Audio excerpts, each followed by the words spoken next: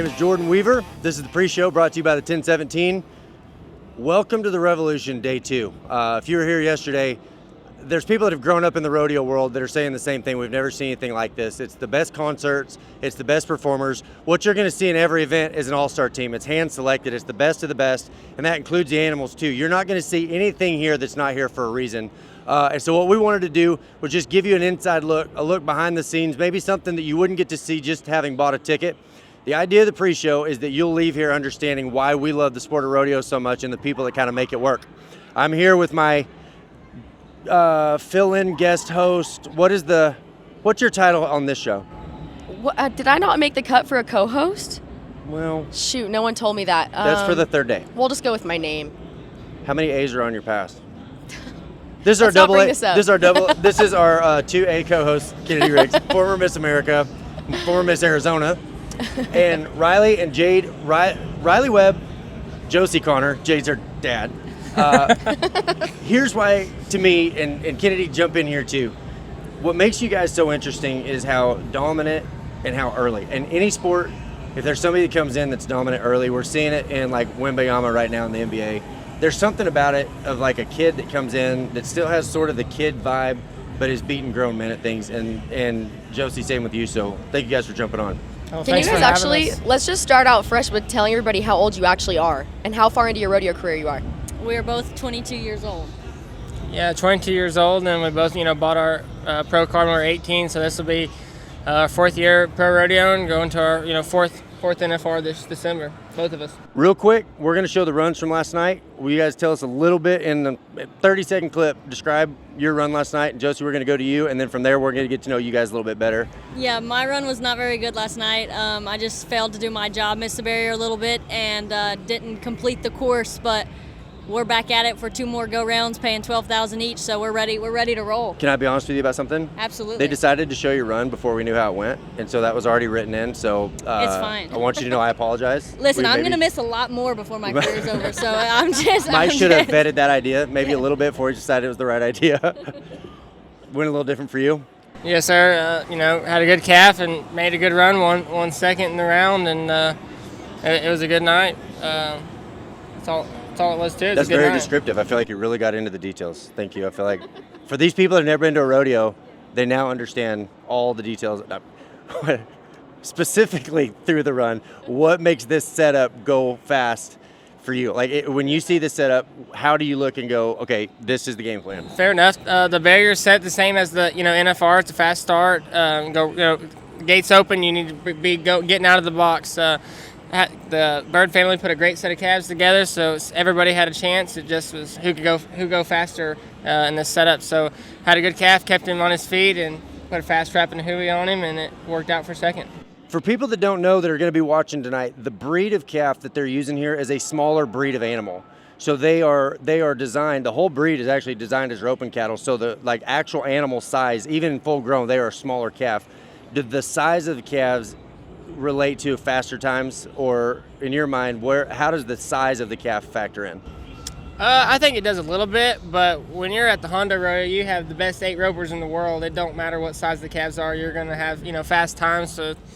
But it does. Yeah, the calves they've been great. Real gentle, real easy to handle, and you can go fast. But you got the best 8 guys in the world. It don't matter what you're roping, they're gonna go fast. Right. And can we also talk, especially for people that are kind of new to this rodeo scene, about the specifications of these calves? We say calf, right? And that's the term for a baby cow, cattle terms, right?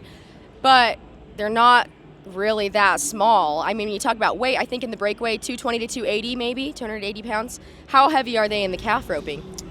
These probably weigh around 200 pounds, so yeah, they're not light. But yeah, they're for a roping calf, that's basically 200 to 280 pounds. That usually the size they rope them. So yeah, great size of calf, and great calf, gentle. Everybody's got a chance to win. Kennedy, I want your opinion on an idea. You guys tell me what you think. Someday, I think it would be cool to find an athlete from one of the host cities, put a rope on one of these calves, and tell them we will donate $10,000 to their charity of choice if they can get the calf tipped over with a rope around their legs in under 30 seconds. Because I think what we would find is even the best athletes in the world, there's a skill and there's a talent. These are not baby bottle calves. That's a great point. These are calves that if you are not where you need to be, if your feet aren't in the right place, they'll knock you down, they'll rip your shirt off. So when we see these guys tying them as fast, it's easy to not understand everything that's going into that. That's a great point. These are not baby bottle calves. These are smaller bred cattle that are designed for this exact kind of a thing. So, and another thing too, I think a lot of people aren't really familiar with the idea of is both of your events, the breakaway and the tie-down roping, are both directly derived from the ranching cowboy and their jobs. So if you're on a working ranch and you're caring for cattle, right, you're feeding America, these are things that you have to be very proficient of, whether you're in the arena or the pasture. And so this isn't just something we came up with to become a sport, right? This comes from ranching. And so talk about maybe the purpose of that on the ranch, and maybe so people can understand where this even came from in the first place. Yeah, absolutely.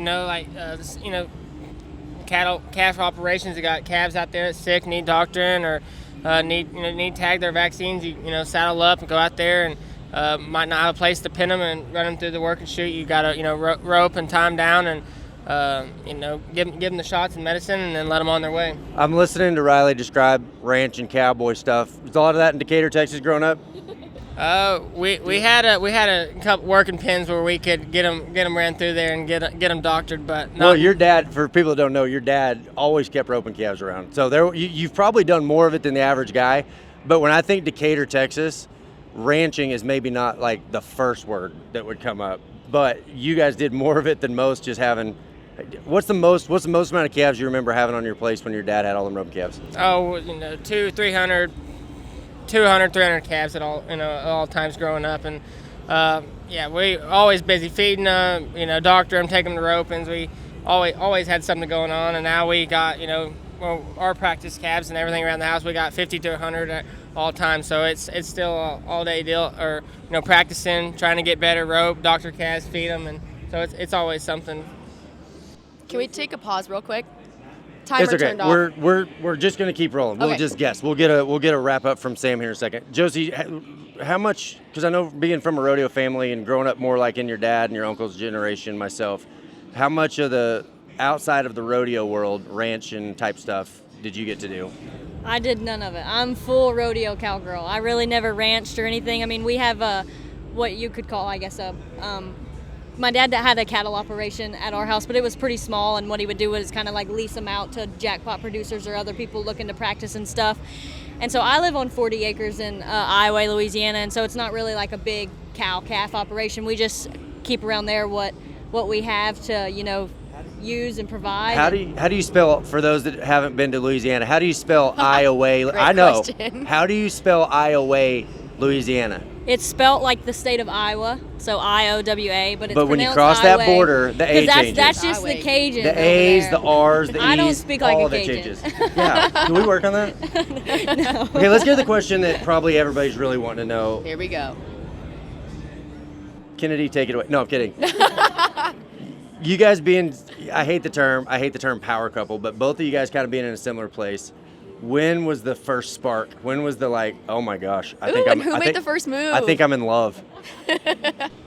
We've known each other for a really long time. Riley's parents produced junior opens and stuff, so we've known each other since we were 10, 11, 12 years old, and Riley's been chasing me since then. Fair enough. Yeah, but that sounds really tough, but here you both are. So at what point did it start to kind of break through of what just wear you down? Was there a moment where you're like, no? I just had to get old enough, and my dad threatened me. Once he started winning enough, you're like, oh, no, all right. No, I was here way before that. I'm just kidding. What she's saying is she built who he is today. Absolutely. So No, I did some recon, and you guys tell me if this is true or not. Jade Connor, your dad, said if there's paperwork, that's Josie. Josie's the one and she's actually managing, there's detailed paperwork type stuff. There's some roles that you guys are already playing in each other's lives already, even young and being where you're at. How much of an advantage do you think it is? Take the dating or whatever part out of it for a second. Just having somebody that's that close to you in your life that's got a shared, because there's people that maybe they don't rodeo, but maybe they're both in the same business, or they're both lawyers, or they're both doctors. They share a similar career. Each career is going to come with stresses, and if one person has it and one person doesn't, it creates stress. In what way do you see that advantage, even with as unique as rodeo is? What is the advantage with what you guys both doing having the same interest. Oh, absolutely. It's pretty cool being that we're both the same age, and we've both been pro rodeoing for 4 years. The same. We both made the NFR every year. We've tried so far, and I think we've got a great team. Me and Josie work together, and we got her parents and my parents, and we stay right there in Highway or her parents' place most of the time, and so that's. I feel like we got a team, and everybody wants the same goal. We're all, me and Josie and our family are all, shooting for the same goal and try to get better and achieve that every day. They talk about rodeo being an individual sport, and technically it is, because for the 2 seconds that I'm actually roping the calf, I'm doing it by myself with my horse, and same for him, the 6-7 seconds. But it's a team. It takes so much, the preparation going into it. He actually plays a part in my run and what I do. He gets to push. So in the chute, you can get in there, and it just helps the calves get a head start, and so they're moving at the same time that I'm moving, and so he plays a role in that, and so it's just so cool to to compete at the same level and to have someone that has the same interest as you and be able to weigh things off of each other. It's a lot of help. I've got 2 questions. First one's just yes or no, and then the second one I want a longer answer if we got time. You guys are both riding the horse of the year this year? Is that right? Both your horses won horse of the year. Yes, but he's not riding his horse. Well, but I mean this year, yes. You guys both have the horse of the year. Yes, sir. That's what I thought. More importantly, when you guys do fight, what is it related to? Is there a theme, or is it always different? We don't fight. Shut up. Turn the cameras off. It would be. Turn the cameras off. Okay, they're off. You can tell the truth. We have no real fights. We just bicker and joke about the most random things, like who takes care of the horses, who cleans the stalls. And the answer is? Me, all the time. Riley. Just kidding. It's true. Are we about to have the It's first true. fight? Y'all never fight, but it sounds like it's going to go that way. Well, the last couple of weeks, she says the high Lighthearted. money earner of the week doesn't have to clean the stall, so I've been in good shape the last couple of weeks. That's a good deal.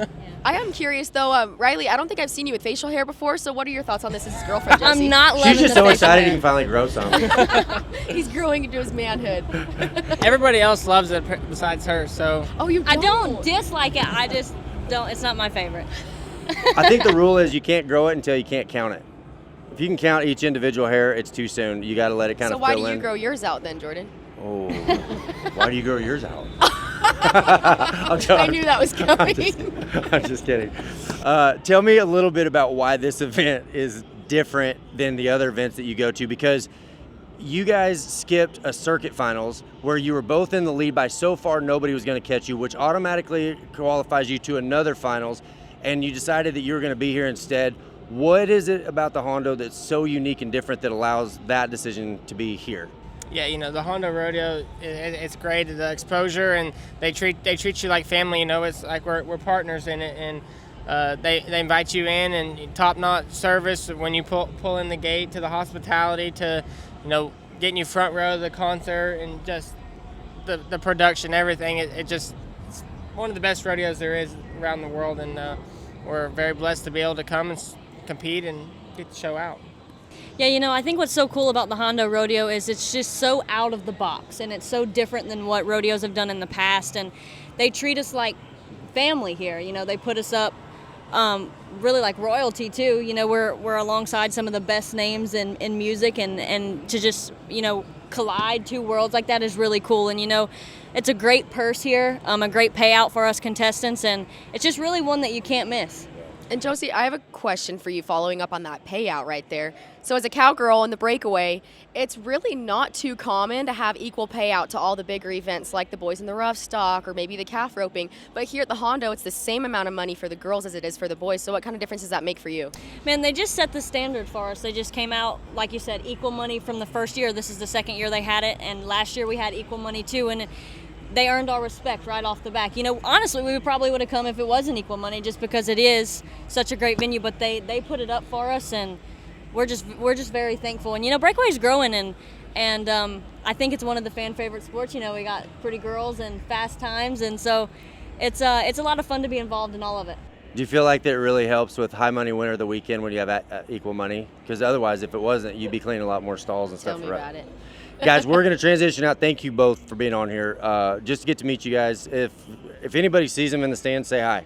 We want you guys to get to meet them, and we like for them to meet you guys. Appreciate you guys jumping on. Thank you. Guys, we're going to transition. For you that may not know, right now in the calf roping world, there is 2 people and then there's everybody else. And it's not even really debated. It's not that there aren't a lot of guys that rope great. There are. But there are 2 guys that seem like you just can't write either one of them out. We're pretty excited. We got the other one. I don't know that I've ever seen a show where you got the top 2 guys in the world on the same 30-minute pre-show, and we got him. So we're excited to get to introduce to you Shad Money Mayfield, who is joining us. Shad, thanks for jumping on. Hey, thanks for having me. Glad to be here. Thanks for listening to Kennedy's bad advice and getting here on the wrong day when we needed you on. Turns out it was the right day. Thank you for jumping on. It worked out. It worked out. Outside of the rodeo, how's Phoenix treating you so far? I love it. I like coming here. Weather's always amazing. Usually right now is like kind of getting ready for the NFR, so it's always cool to kind of come out here and get away from home for a little bit and really come in a building like this and be in front of all the people and kind of it's a big experience, so we really enjoy it. Compare your experience as you understand it, because you've only lived your own life and you have to guess based on what other people have said, but draw a distinction because you're doing something with your social media. You're kind of opening up your life in a way that guys wouldn't have had the chance to before. Probably a lot of the guys wouldn't have wanted to, maybe in the 80s, 90s. You hear stories and stuff like that. Your dad having rodeoed, you heard about all of it and been around it. What is the driving force in your mind behind opening up and going, guys, there's a sport here and we are the people? And it feels to me like you're showing an interest in them enough that you're making your life available on social media. And that is the one thing we need more of, like the other sports are doing. What was it behind your decision to say, hey, I want to make it more available to you guys? So 2 years ago, I kind of came on to that. I felt like no one really knows who we truly are as rodeo athletes. They just see us in the arena and just think that's who we are.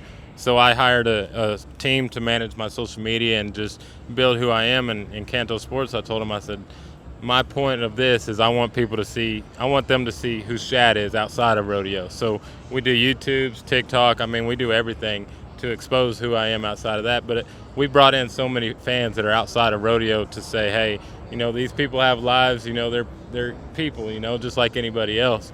And it's been a big impact. So there's been times where I've said, maybe social media isn't for me, but then kids will run up and say, hey, I love watching your YouTubes. It inspires me, stuff like that. So. Hold on. Kids run up, I'm sure. Good answer. We got the cameras. Let's Anybody. be honest. Do you think making yourself available like that saves you from having to have like a Hinge account? In a way. What do you think, Kennedy? I guess it I'm can. not answering that one. No, what? Listen, when you look at your insights and it's like the male-female demographic, does it seem to you like they're just – because here's what he's got the fan base. I grew up rodeoing, and people are like, oh, you're a rodeo guy. Do you ride bulls? And you're like, no, I rope calves. And there's just like, oh, I thought you were a real cowboy, right? That was my experience. Sure. Well, now, here's the experience. It's like, oh, rodeo. Here, guess what the question is? Do you know Shad Mayfield? No, truly, it's a new fan Never base. heard it's of like him. the Patrick Mahomes of the rodeo world. But I actually want to piggyback on that and take a new segue into something new. So being the Patrick Mahomes of the rodeo world, I think that one thing that you're showing people on social media is that rodeo athletes are athletes. It's not just the regular everyday ranching cowboy that people kind of picture in their minds. So talk about maybe some of those things that people wouldn't realize rodeo cowboys have to do to kind of keep up with those mainstream athletes, like keeping up with your health and your diet, a lot of those same things that the skin guys care, in the football all the world are things that doing. we know are important. He is big on skincare, actually. You gotta be. You gotta be. So I consider myself an athlete. So especially being a calf roper, I feel like it's the more athletic event into rodeo. So, we're jumping off our horse, we're running to the calf, doing all that type of stuff. So kind of as I grew up being a cowboy, and then when I started rodeoing, I started learning how to take care of my body, get in the gym. And I feel like, and I'll just put that example right now with all the good talent coming up, I felt like either I didn't know if I was getting old or slower or what. So I started working out, and I told my trainer, I said, hey, I need whatever I can do to get faster and stronger in every type of way, I'll do it, because I'm an athlete as well, and my body's like an athlete, so I got to treat myself like an athlete. So it's with eating right and, you know, getting in the gym and doing all this type of things. So, and that's another thing, you know, I show on social media, on YouTube's everything, like my training, like we go through, I'll show people everything. Like I want people to see all that type of stuff. So, I mean, it's really, you know, I feel like rodeo is very similar to football, basketball, or any other sport. You've spent some time around some professional athletes. What is that? Just rodeo is such an interesting thing because I'm biased, but I think we've got the best product. I think if we did a better job with building the business around it, like the Hondo's doing, sky's the limit, right? And so when you're around guys that are in a more established sort of a sport, what do you see that it's different from your experience and what they get to experience being on a team and being with that more of an established sport? How do you see that it's different? Well, we don't get taken care of outside of a lot of stuff like they do. Like we got to go out there and take care of ourselves, I feel like, where you know, those in those sports they get taken care of through their facilities. So, but that's what's growing in rodeo that I really like the Hondo. They do a lot for us to feel like we're part of the team, you know, and so I enjoy that part of it. But I've talked to a lot of professional athletes, football players that I'm really good friends with, and they're always like, hey, let me come out to the house and ride or something, and they'll hang out and they're like, I don't know how you do this, you know, it's so hard. And I'm like, well, I don't know how you do what you do. So we just had an idea. I don't know if you heard it a second ago, and I'm serious about this. We're going into new markets. With the event that you do, there's a stigma because I think the people that don't know think we're talking about baby bottle calves. And then you guys just blast them in 6 and they're like, right? Not knowing what how would it heavy take, they are. and we're going on camera right here. Here's the day. What would it take to line up somebody from a professional sport to come to your place, put a rope around the calf's neck, and tell them for $10,000 to their charity of their choice, if they can tip a calf over and tie its legs up in under 30 seconds, we'll donate $10,000. And the reason for that is I would love to see a dominant professional athlete try to do what you're doing just to draw a distinction. When I watch the Olympics, I'm like, this is cool, but I would love to see him just grab somebody to try it and be like, okay, that's what it would look like.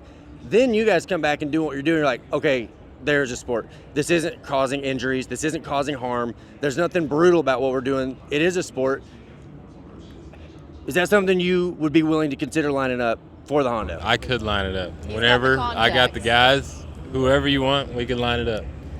Here to here. I'm serious. I would love that. That'd be good to see. I mean, if people, they got to come out and do it and see how we take care of our animals. You know, all my animals at my house are treated like family. You know, I'm out there every day, no matter the weather, taking care of my practice calves, my horses, you know, all that type of stuff. I even have old calves that I've competed on that I've bought and retired and turned out at my house. Like they're kind of my pets that I have at my house. So, you know, those animals are very well taken care of, and, you know, those people, they got to just come out there and just see what we do and everything we put into it to see that. Hey, you have actually, going back to that, all the animals at your house, you have quite a full plate of not just horses and calves that you treat as athletes, but fun little pets to have around too. So talk about who you have at your barn at home. Yeah, I have a really cool little mixture of stuff at the house. I got a pet goat. I got a couple dogs. Got a pet calf. I mean, I got a goat. Skunk. Yeah, I got a goat named Skunky. Pause. And not a skunk. Not a skunk. He looks like he's a black and white goat. He thinks he's a dog. Sleeps on the back porch. Hangs with the dogs. All that type of stuff. It's a funny farm around there. So. Well, so there's going to be people watching that maybe don't have that experience. They don't own cattle. They don't own horses. And as cool as it is, it's not their experience. What I've noticed watching some of your stuff is like you've got a border collie that gets treated like a Scottsdale dog. Like, hey, I'm going to tell you what. If there's a $40,000 hip replacement for a poodle, it probably happened just a little northeast of here. I seen Tom Brady just clone one of his dogs.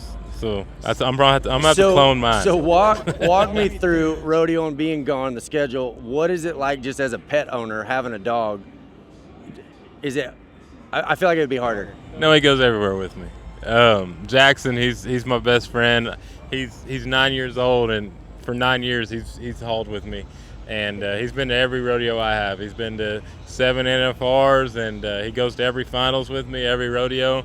And he's really cool. I can't leave him at home. If I leave him at home, he gets all bummed out, and it's just hard because ever since I was 16 years old, he was there with me. So I just kind of kept it going. Leading my rookie year, like that was my dog, like my best friend. He was always with me. So, what would that dog? Let's like I said, I'm thinking about the people that are watching, and they're like, wait, I have a dog. and he has a dog, and that's the same. What life experiences does Jackson have that maybe like your average border collie? What are some times you're like, I don't think that's normal for a dog to be in a I know what we're leaning to here. It'd be the time he saved me from drowning. The stage is yours, Mayfield. So we were at the lake one day, and my dog loves water. Like, if we're roping, he gets hot, he's going to go jump in the water trough. So we're at the lake, off day, hanging out, just having a couple beers, everybody.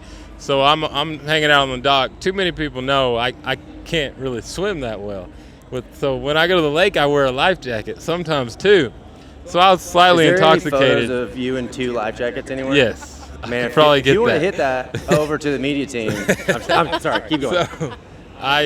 So our floatie's floating away. It's getting off in the middle of the lake, right? And I'm like, oh, I'm good, I'll get it. I've been telling people all day, my swimming's gotten better. So I jump in the lake, no life jacket. So here comes all these surf boats just making the waves, and I get like probably 50, 60 foot out here from the dock, and I'm like, point of no return. My arm's getting tired, and the floatie's just getting farther, and I kind of like look back like I'm gonna turn around, like, and then I start like, okay, my arm's tired. But that's the problem. If your swimming had improved, that means you got further out there than you normally would. I got further out there, and then my arms got tired, and I'm just drained at that point. So I'm looking, I'm yelling at them, and they're kind of laughing, thinking I'm joking. I'm kind of like, guys, like, I'm for real. Like, my arms, like, they're done. So Jackson, he's kind of said Jackson's your best friend? Jackson, my dog. He kind of sees me. So he is at the, he jumps off the dock. Everybody was there seeing it.